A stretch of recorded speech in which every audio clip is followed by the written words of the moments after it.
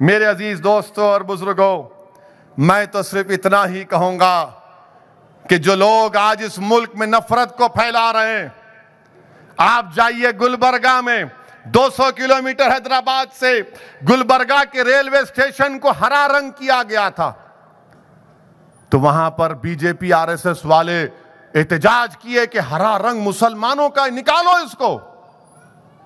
रातों रात हरा रंग को निकाल दिया गया। यह बीजेपी आरएसएस की नफरत की निशानी है कि हरा रंग नहीं होना चाहिए, मुसलमानों का है। अरे मोहन भगवत, हम तो हर रंग में रंग जाने वाले हैं, रंग से हमको क्या निस्बत नहीं, हरा रंग मुसलमानों का है।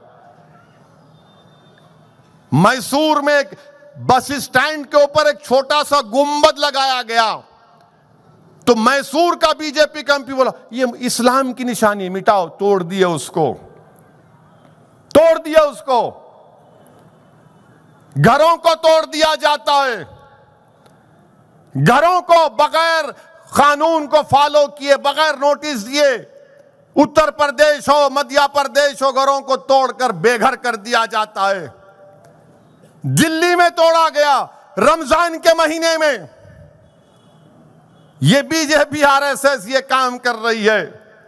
इसीलिए मैं आपको बता रहा हूं मेरे अजीज दोस्तों और बुजुर्गों कि कोई बीजेपी का एमपी बोलती चाकुओं को तेज करके रखो, तो आज उत्तराखंड में एक और आरएसएस का आदमी जो पहले विश्व हिंदू परिषद का सदर था, वो कह रहा है कि मैं पूरे मुल्क में 2 करोड़, कितने 2 या 2.5 करोड़ त्रिशूल बांटूंगा, मुसलमानों का उनका वोट डालने का हक छीन लेंगे।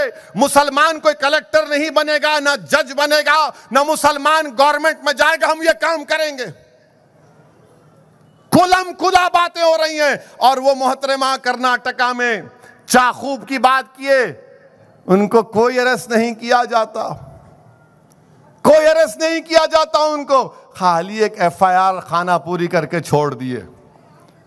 और हमारा बच्चा अगर कोई शादी की बारात में खाली लकड़ी की तलवार से 3 मार पे नाचा तो पकड़ उसको, पकड़ पकड़, अरे अरे देख, ये देख चाकू निकाला ये, अरे लकड़ी है बाबा, लकड़ी से इतना चमक रे, तो उनको लकड़ी के से फिक्र नहीं है, उसके हाथ में दिख रहा, ओ हो ये हाथ में आ गया, मगर उन्होंने चाकू बता के जा रहे, तेज करो बोल रहे, उन पे फूल बरसा रहे।